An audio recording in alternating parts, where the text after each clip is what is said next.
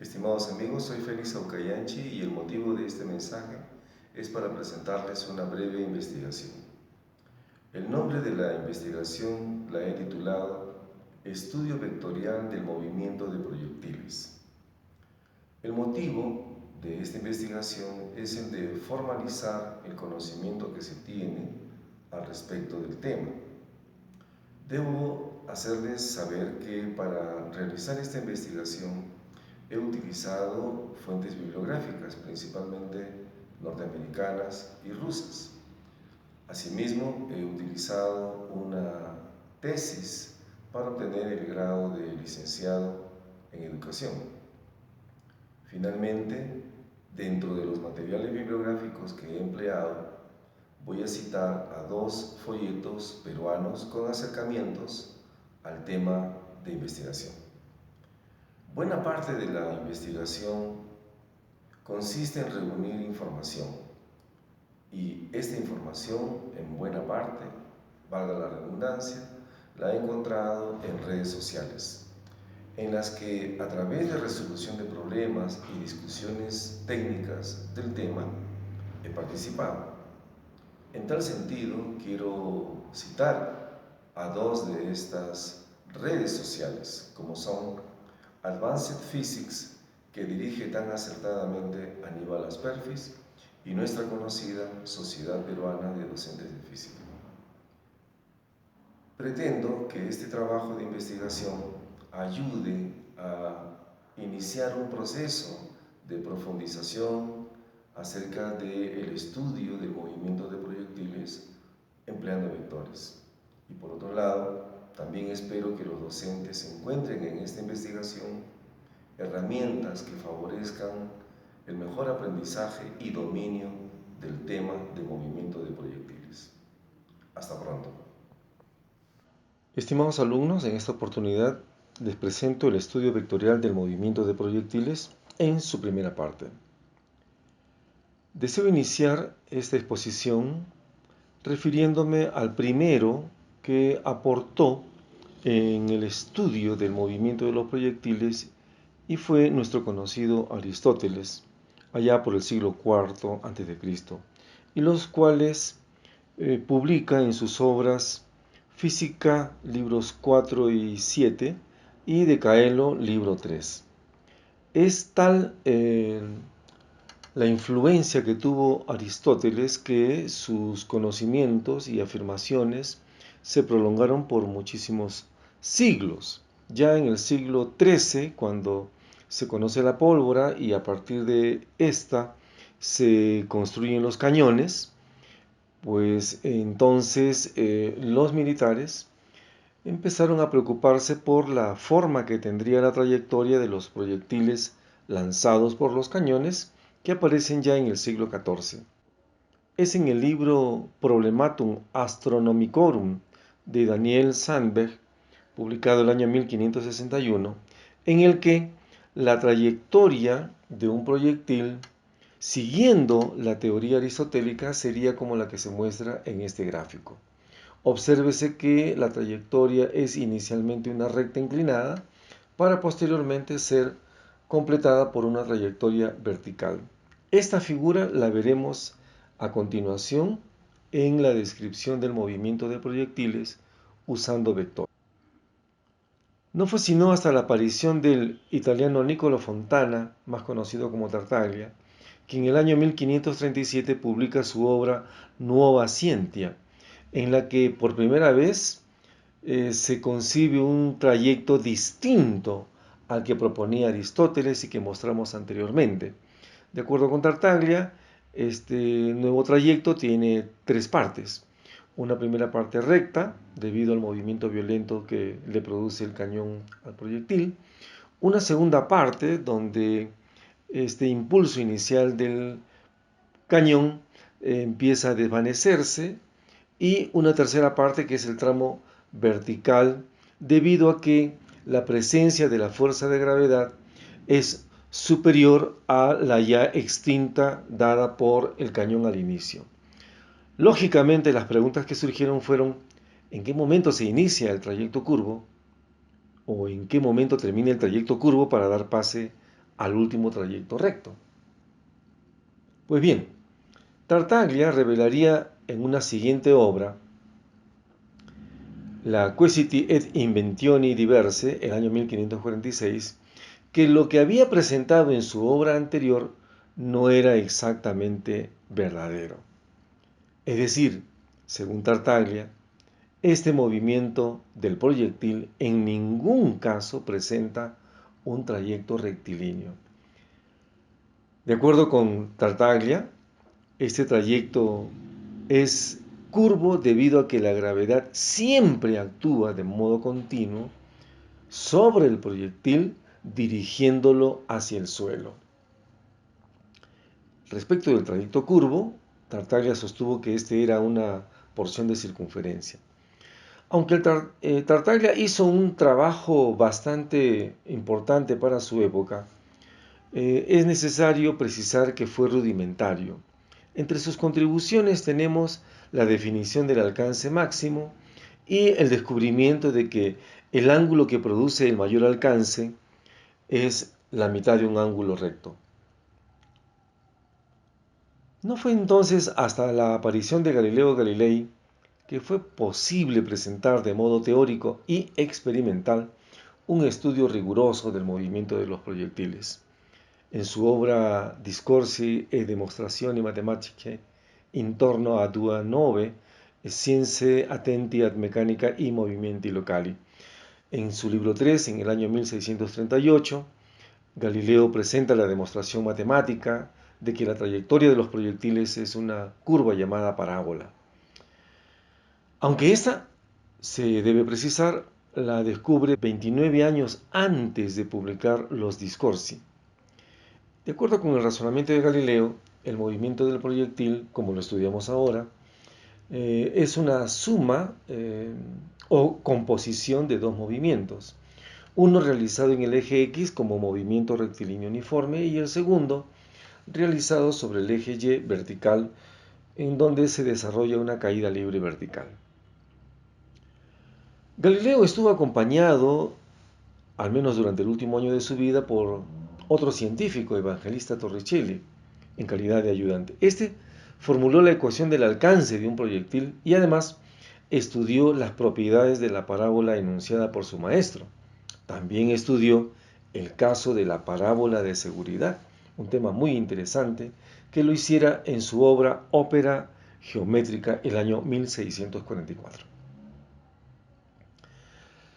El estudio vectorial del movimiento de proyectiles al que me referiré de aquí en adelante tiene algunas fuentes de información a las que yo he apelado y entre ellas la que me pareció la más interesante es la del autor ruso Irodov, titulado Leyes Fundamentales de Mecánica por la editorial MIR y publicada en el año 1978. De acuerdo con este autor, el estudio del movimiento de una partícula podría realizarse mediante tres procedimientos. El primero, mediante un procedimiento vectorial. El segundo, mediante un procedimiento en coordenadas, como lo presentó Galileo. Y el tercero, el movimiento natural. El que nos compete en esta oportunidad, el procedimiento vectorial, requiere de una expresión matemática para indicar la posición, lo cual se resuelve creando un vector posición en función del tiempo. A partir de aquí es que se pueden definir los desplazamientos. Asimismo, la velocidad, en este caso una velocidad definida sobre la base de la derivada del vector posición respecto del tiempo, nos permitirá más adelante encontrar las variaciones de velocidad como una diferencia de vectores. Finalmente, la aceleración se definirá como la derivada del vector velocidad respecto del tiempo. Según la idea de Galileo, fue esta la de expresar el movimiento en base a coordenadas. Y así tenemos que la velocidad en el eje X, la velocidad en el eje Y, la posición en X y la posición en Y están definidas escalarmente por coordenadas, tanto para el caso de la velocidad como para el caso de la posición. Y finalmente el procedimiento natural que sostiene el autor es aquel que se determina si usted conoce la forma de la trayectoria, el origen de referencia del movimiento o la dirección positiva de la lectura de la coordenada del arco L y, por supuesto, la ley del movimiento en función del tiempo LDT. Este último no es materia de nuestro estudio en esta oportunidad. Para describir el movimiento de los proyectiles a partir de los vectores, presentaremos el siguiente procedimiento analítico. A partir de la ecuación de la velocidad instantánea, podemos obtener que el vector posición final depende del vector posición inicial más la integral del vector velocidad por el diferencial del tiempo. A partir de la ecuación de la aceleración instantánea, podemos definir a la velocidad final como la velocidad inicial más la integral del vector aceleración por el diferencial del tiempo. Finalmente, la fórmula de los cuadrados de las velocidades, ya bastante conocida por nosotros. Pues bien, a partir de aquí, podemos aplicar estas ecuaciones para el caso del movimiento de los proyectiles, en donde, como sabemos, la aceleración que estos presentan es una aceleración constante si el proyectil se mueve muy cerca de la Tierra y despreciamos el rozamiento con el aire y la rotación misma de la Tierra. En ese caso, aplicaremos las ecuaciones con la aceleración igual a la aceleración de la gravedad. Si esta la reemplazamos en la ecuación de la velocidad, obtendremos esta de aquí, la que dice que la velocidad final es igual a la velocidad inicial más el vector aceleración de la gravedad por el tiempo. Si esta ecuación de velocidad la sustituimos en la ecuación de la posición e integramos, obtenemos este resultado, que nos dice que el vector posición de la partícula que desarrolla el movimiento del proyectil es igual al vector posición inicial más el vector velocidad inicial por el tiempo, más un medio del vector gravedad por el tiempo al cuadrado. Si agregamos ahora que el movimiento se inicia en el origen de coordenadas para los vectores, entonces podemos hacer lo siguiente: eliminar el vector posición inicial, puesto que este sería 0, y nos quedaría esta ecuación, que dice que el vector posición es igual al vector velocidad inicial por el tiempo, más un medio del vector aceleración de la gravedad por el tiempo al cuadrado. De acuerdo con el autor Irodov, que nos está sirviendo de referencia, esta ecuación aparece ya en la página número 16, tal como lo estamos resaltando. Bien, a partir de aquí es necesario reconocer que la gráfica de la ecuación superior es como se indica en el recuadro rojo, donde el vector inclinado, velocidad inicial por tiempo, lo es gracias a que en esa misma dirección se encuentra el vector velocidad inicial. El segundo vector es un vector vertical dirigido hacia abajo, que correspondería a el vector gravedad por el tiempo al cuadrado dividido entre 2. Y finalmente el vector que cierra el triángulo es el vector posición, que es el que permite indicar dónde se encuentra el proyectil después del tiempo t. Es aquí donde quiero hacer las siguientes precisiones.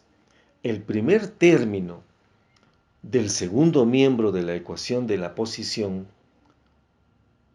correspondería a un movimiento rectilíneo uniforme si lo vemos de esta manera. Si omitimos el segundo término, estamos frente a una ecuación en donde se multiplica la velocidad por el tiempo, y esto, como se sabe, solo se cumple cuando el movimiento es movimiento rectilíneo uniforme. Quiere decir que en la descripción vectorial del movimiento de proyectiles, la primera componente del vector posición es el desplazamiento que experimentará el móvil si es que no hubiese gravedad. Y este segundo término es el que correspondería a una caída libre que experimenta el mismo proyectil en el mismo tiempo, pero que se desarrolla de modo vertical y dirigido hacia abajo. En conclusión, el movimiento de un proyectil puede ser descrito como un MRU a lo largo del vector velocidad inicial y una caída libre vertical, ambos en el mismo tiempo. Ya en el libro de los autores norteamericanos Genser y Jungner titulado Física, publicado por la editorial Publicaciones Cultural el año 1976, se veían las aplicaciones de lo que anteriormente presentamos. Aquí, un proyectil ha sido lanzado horizontalmente y al cabo de un determinado tiempo, el proyectil se encuentra abajo y el vector de color verde que acabamos de trazar indica el vector desplazamiento R.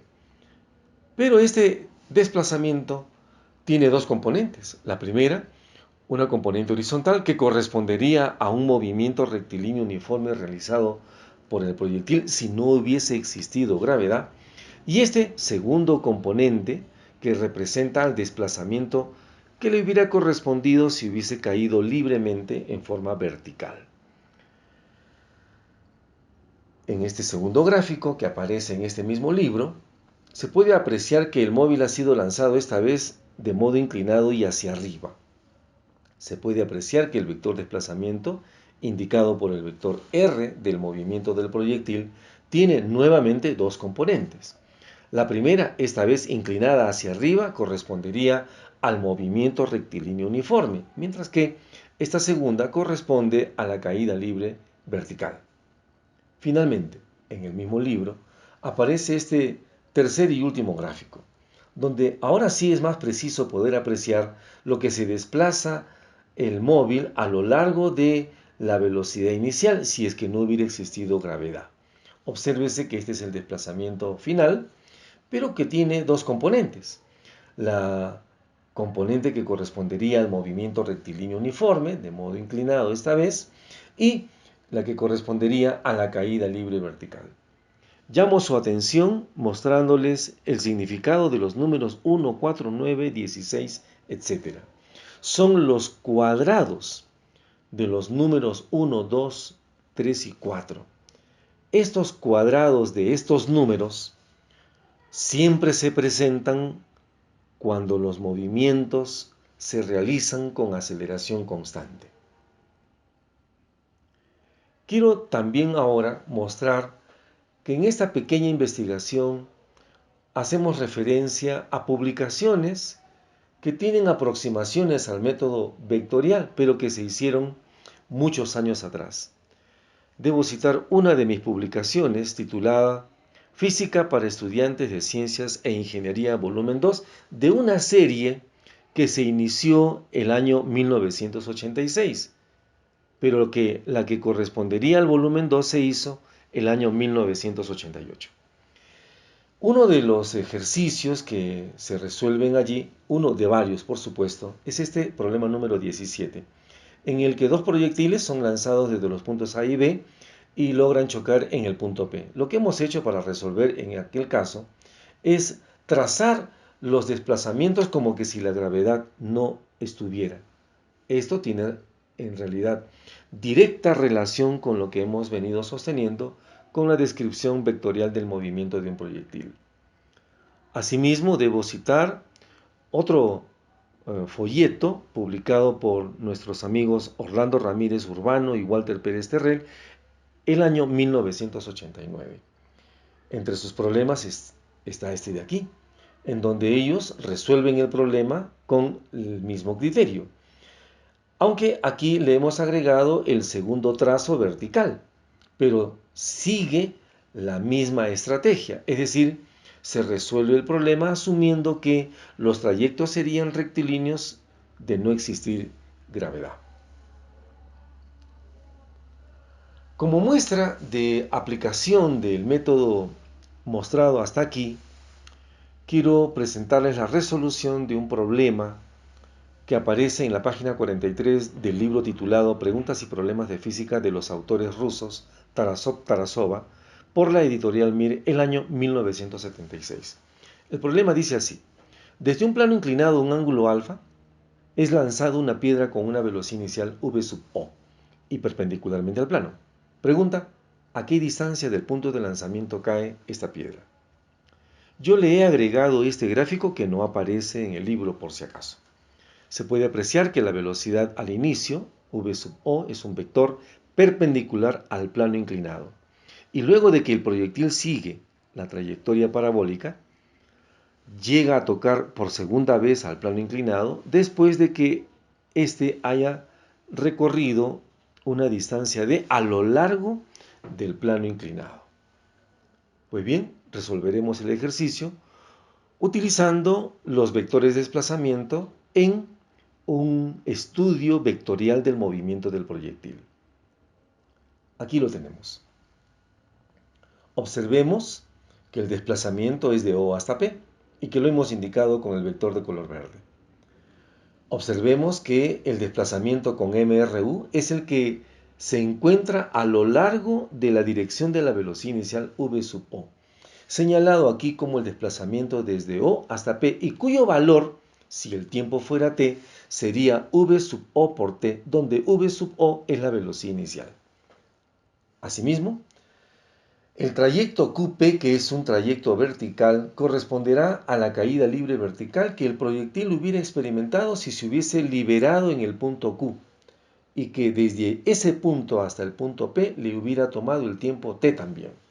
El valor de ese desplazamiento está representado por 1/2 de g por t cuadrado, tal como lo habíamos presentado en el marco teórico anterior. Pues bien, desde aquí quiero indicar que el ángulo que forma el plano inclinado con la horizontal alfa es el mismo ángulo que presentan los segmentos OP y QP por ser dos segmentos perpendiculares a los lados del ángulo alfa de la que corresponde al plano inclinado.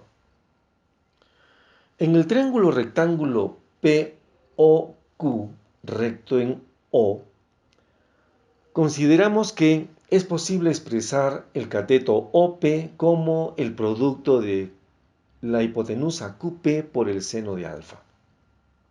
Si ahora sustituimos OP y QP por sus valores representados en el gráfico, tendríamos que OP, que es igual a D, sería igual a 1/2 de la gravedad por el tiempo al cuadrado por el seno de alfa. Expresión que llamaremos número 1. A continuación, el cateto OP se puede vincular con el cateto OQ a través de la tangente y sería así: OP es igual a OQ por la tangente del ángulo alfa. Pues bien, si ahora sustituimos OP como D y OQ como BO por T y elevamos al cuadrado a ambos miembros, tendremos esta expresión. Se preguntarán por qué debo elevar al cuadrado. Ahora se entenderá.